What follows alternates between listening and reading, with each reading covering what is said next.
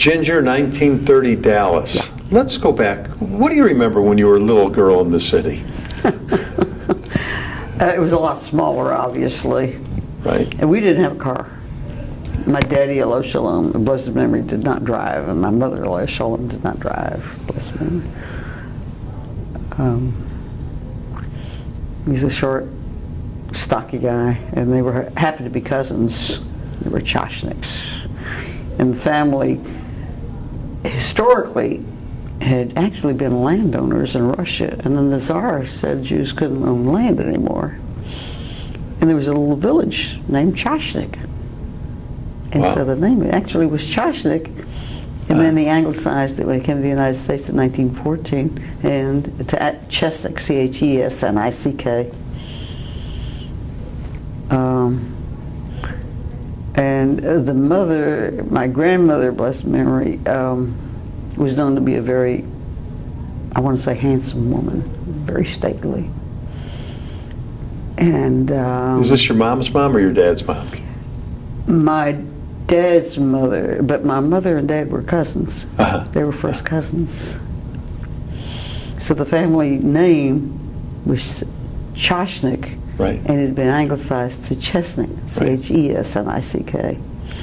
And my daddy, well, Shalom, of blessed memory, he and his younger brother came to the United States in 1914 because the mother said there's going to be a war and Yeah. you need to get out of Russia. Did they ever tell you how that trip was like? Obviously, it was on a ship, Right. and it seems to me they were they were passengers. They were not, first class passengers. Right, right. And they came to Galveston. They didn't go to New York. They came into Galveston. We had cousins, or they had cousins, who had settled in Houston, which is an older Jewish community. And so they came to the port of Galveston, and his younger brother, my Uncle Ed, Elo Shalom, of blessed memory, wound up in Victoria, Texas. He had gone to work for another cousin who was dealing in, actually they were both apparently in scrap and rags and what have you, and peddlers. Right. And then developed peddlers and stuff. And then somebody asked my daddy, Elo Shalom, if you buy bags, we can sell those bags, and you'd be able to make a living. And he thought that was a pretty good idea. He had really studied, but he wasn't really skilled as far as being a tradesperson. Right, right. And he was well versed in Hebrew and in Yiddish, obviously, and in Russian, obviously. Although Mom, Shalom. Both of them were well educated. Jews, we're, people of the book, we kind of really tend to that, and came from both intellectual families. Right, right. And both parents had finished normal schools, which is really unusual in Europe for Jewish kids in those days. Right, Dad right. had an extensive Jewish education. He had a private tutor. Didn't speak. He wasn't particularly verbal generally. He wasn't a conversationalist. Mother was more social than Daddy was, but very learned literarily. Now, did your parents come over together? No. Dad came in 1914, just before the First World War, and Mom came in 1925. Okay, okay. Now, He brought her over, you brought her over? and he couldn't get her into the United States, so she came to Cuba, and they were married in Havana Wow, because of the interesting. immigration laws. And so then he was able to bring her in as the wife of an American citizen because he had already attained citizenship by that time. Yeah, yeah. Now, did your dad have to serve in World War I? No, he was nearsighted to begin with. So that he was short, he was stout, he was like 5'2". He was Now, did they say anything about what it was like saying goodbye to the family they knew they would never see again? The mother was a very strong personality, and she realized things were not going to be good for Jews in Russia. And so he left, and another sister, Anita, who I always, they always talked about, and she became a doctor, which was highly unusual, especially for a Jewish woman in Russia in those days. Very intellectual, So, of course, learning was prized in both families. Right. They both had good educations, Yeah. They were well educated. Now, you were Literally. born right around the Depression. The Depression. How did that affect your family? Do you know? Well, Dad was really not a businessman in terms of thinking, in terms of growth and whatever. He was more into books and just earning a living. He felt that he would be a success. His measure of success was feeding his family, especially during the Depression, because so many people were in bread lines. And his claim to fame was that he never stood in a bread line. Yeah. But he was a one-man operation. He never grew. There were some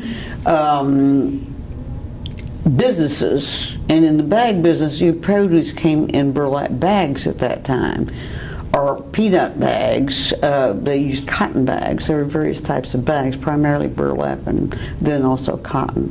And the cotton bags they could sell for dish towels. Mm-hmm. So there was a greater profit and markup and stuff. Yeah. But he was always a one-man show. He was not into hiring other people. I don't know whether it was a matter of ethic or he just wasn't the type of person to envision, have that vision as far as growth was concerned. He felt that his measure of success was to feed his family, put his kids through college, and that's what he did. Yeah. I mean, we didn't have, his attitude was, I can afford to send you to school. Why should you take away the opportunity of somebody else having the opportunity of going to university if I could afford to do that? Yeah. So he never made a lot of money, never, as far as wealth was concerned, he never accumulated wealth. He bought his property, which is now what we call still Mexico, which is pretty close to the downtown area. Yeah. And he had a warehouse. He put up a corrugated tin warehouse. It was a one-man show. Yeah. But he did things the way he wanted to do them, and that was the way it was. Now, you had a sister. What did you guys do for fun when you were little? My sister Sarah, she was a very bright gal, very pretty, very bright, for fun. Neighborhoods were different in those days. We lived in an apartment house. We did not own a home when I was growing up. When we were 12, then he was finally he felt he had enough to buy a home, because he did not want to think in terms of buying a home he didn't feel he could afford. He didn't want to owe money. He didn't want to borrow. He'd weathered the Depression. Like I said, he felt his big measure of success was feeding his family. And so he didn't want to be in a situation where he'd take it, he'd have to take it a long term and all that. So he waited and accumulated enough so that he was able to pay our home off within 6 months. So we finally bought a home on Park Row. Yeah. And it was a nice house. It was 3-bedroom, Yeah. And did you ever get in trouble? Really.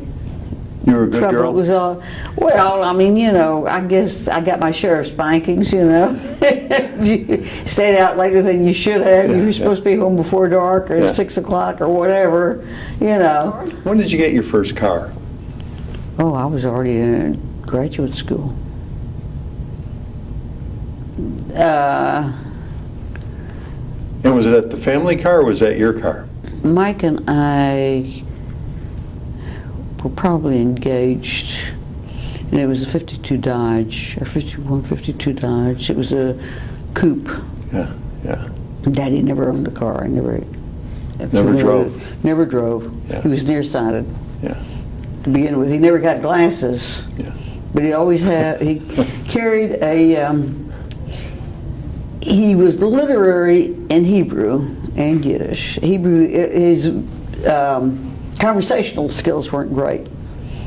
but his writing skills were, and he had beautiful handwriting. Yeah. And it full his world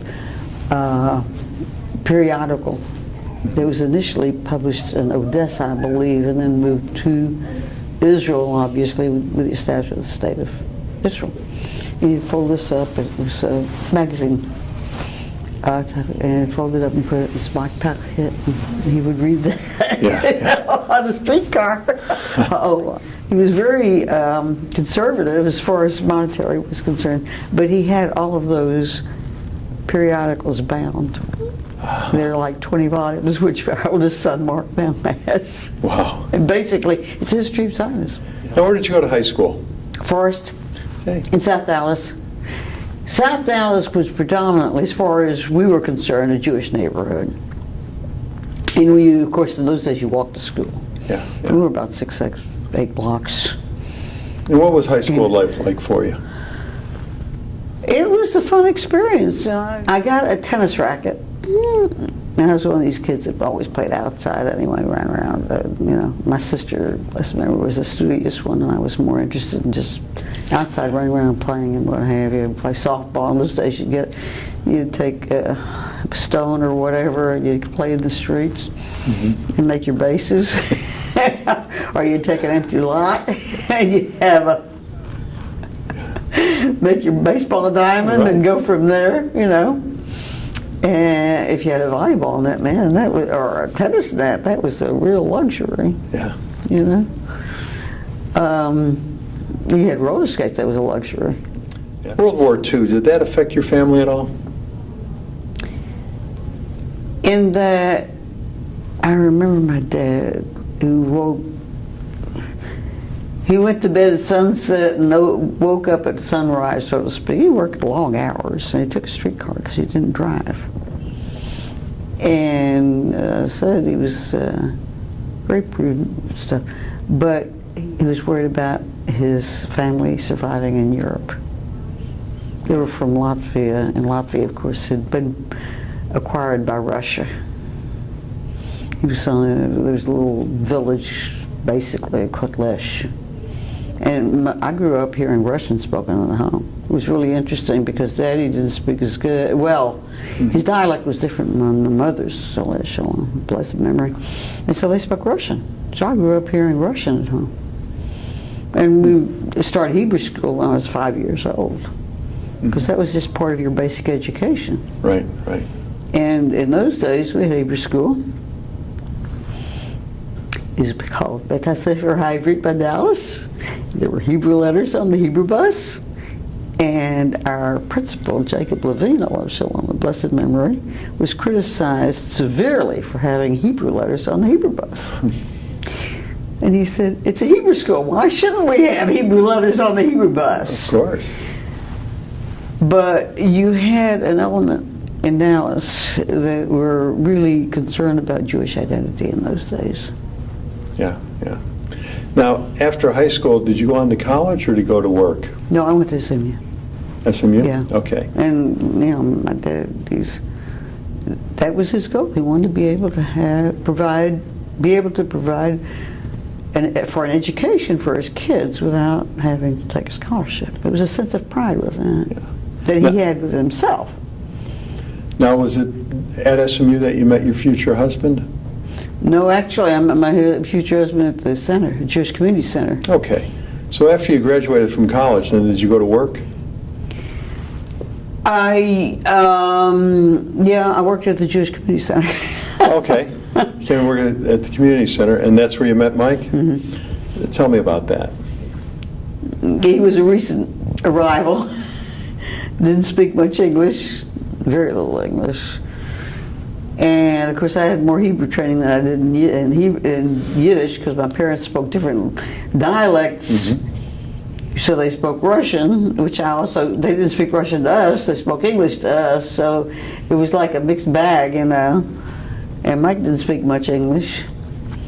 And but we worked in the same field. He had gone back to a seminar. He was a good athlete to begin with, and having survived the war, he was able to go to a sports seminar. He wound up in Mittenwald, which was a resort town in Bavaria. And so we started dating, and Got married. we got married. Well, now Mike had a tough time in World War II. Can you tell us a little bit about his story? Actually, he's been published. He's a sharp, very perceptive. He had to be to survive to begin with. He was always ahead of everybody. And he would kind of just somewhere along the line, he was able to kind of blend in with whatever happened to be and utilize whatever was available to him. Right, right. Now, he was in the concentration camps. Mm-hmm. Yep. He was liberated from Mauthausen in 1945, May the 5th. Okay. And he speaks about his experiences. He's been published. Right, right. He speaks his, he's one of the few, actually, he was the one who said to the rest of the survivors in Dallas, you have to speak up. And he was the one who said we have to have a memorial, but not only a symbolic memorial, we have to have a learning center or a learning facility. And little by little, he was able to get enough support within the community. The first 6 survivors didn't want to deal with the past. Right. It was very painful to them. Right. He said, you have to be able to deal with the past because the world has to know what happened. Now, where was he living when the war started? He was in Poland. He was in Poland? He's from a small town called Konin, which we have since been back to. Right. And the community there was, I want to say, over 1,000 years old. There had been Jews in Poland. Well, Jews had been in Poland for 300 years, you know. Yeah, yeah. Now, what happened to his family? You know, when they're living in Poland, can you kind of tell us what happened? Well, first they were put into a ghetto, Mm-hmm. and then they were gassed. He lost everybody. He lost everybody. Oh yeah, he's the only survivor of his immediate family. And one of his childhood friends also survived. A guy by the name of, his name was Ludwig Brzezinski. He's since passed away. Well, show him a blessed memory. But they were the only 2 of their contemporaries that I can think of offhand that survived. And we used to see him. So when he was liberated, at that time, did he know his family was gone, or he didn't know yet? I don't think he knew. What was it like for him to acclimate back to life, really? Somewhere along the line, he must have had a tremendously secure childhood. He was the youngest of 6 kids. And they used to call him the Scrubbick. He was the one who was scraped out.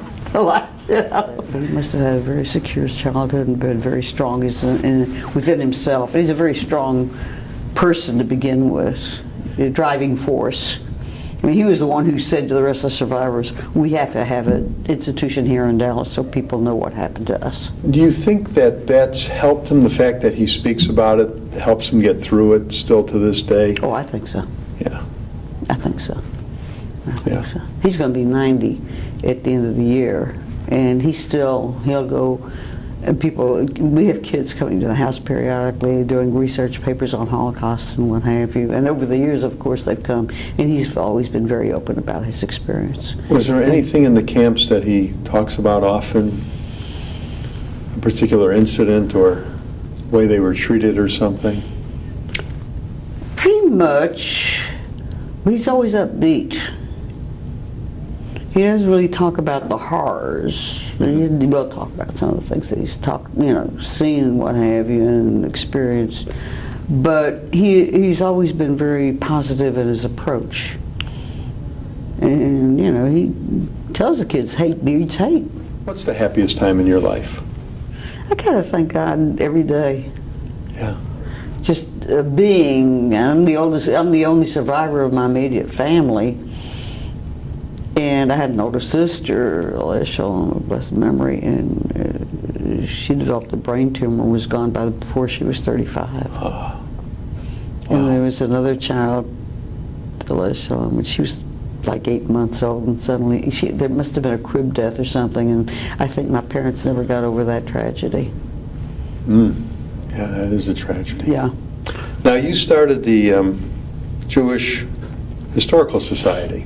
Yeah, we started as an archive because I wanted to preserve the history of Jews in Dallas. I felt that was very important because we've survived as a group.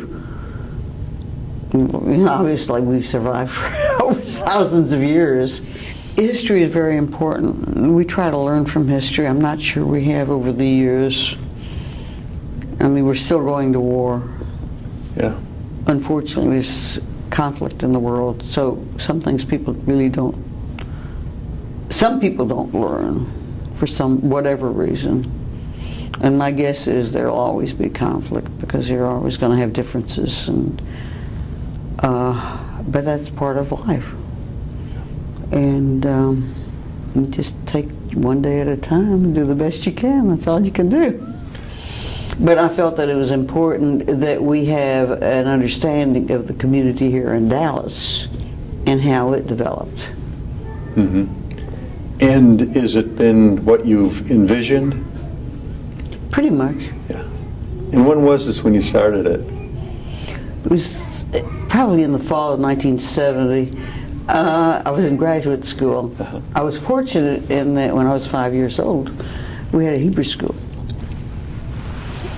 And the principal of our Hebrew school, blessed memory, Rav Shalom, was an excellent educator. He was about 50 years ahead of his time. And we had Hebrew letters on our Hebrew school bus. And in those days, you had a lot of anti-Semitism, and Jewish people were you had an element of Jewish people here in Dallas who were worried. You always had this division, if you will. Right. As far as identity was concerned. And of course, the Reform were more concerned about assimilating into mainstream as far as the divisions of, Judaism in itself. And the Hebrew school, Ivrit B'Ivrit. You studied Hebrew and the language and the context. And so when you went to Hebrew school, you started learning the alphabet. In those days it was Aleph Beis because Israel hadn't been established at that point in time, so it was an Ashkenazi. It was the dialect was different, European as opposed to Sephardi, which is Spanish. Yeah, there's a slight difference in the pronunciation, the dialect. How have you seen the Jewish community grow in Dallas? It's more diverse on one hand, and yet it's more unified on the other hand. You don't have this tremendous separation between the Orthodox and Reform, and of course, since Israel is established as a state, it makes a difference. It's made a tremendous difference, and as far as attitudes are concerned. Tell me about the book you wrote. I felt it was important to have a document about the development of the study of Hebrew in Dallas. So I decided that I had to do something about it. And so I started, I'd gone to SMU. Of course, I think my parents were rather surprised I even made it through school. But I did. Then I went on to graduate school. But as part of my thesis, I did my master's was in the history and the development of the Jewish community in Dallas. Mm-hmm. And it was in sociology. So out of that, I amassed a collection of pictures and records and what have you.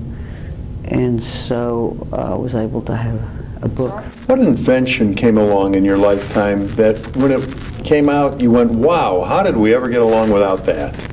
I enjoy television, but I remember listening to programs, on the radio. When we got a radio, that was a big thing. We didn't have a radio when I was a little kid. Yeah. We didn't get a radio until I was probably 12 years old by the time we had a radio. Well, right around that time, I guess, was when Pearl Harbor was attacked. 41. Do you remember listening to Roosevelt talk about it? Oh, yeah. You guys huddled around the radio? Everybody gathered around the radio. Yeah. Kid across the street had a radio. We actually had a radio. It was a floor model. First radio we got was a floor model radio, Yeah. and that was a big thing in those days.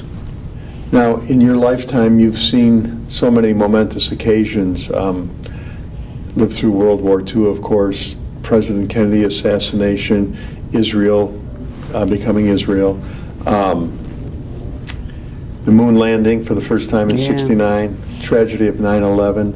Was there something that really stood out that you knew exactly where you were the day it happened? I want to say Pearl Harbor. Yeah. Big time in our history. Now, you and Mike have 4 kids, 3 boys and a girl, and you have 4 grandkids, and you're about to become a great-grandma for the first time. What advice does great-grandma-to-be have for the next generation? Probably be your own self. Yeah. Well, you did a great job today. Thanks for doing this with us. It's my pleasure.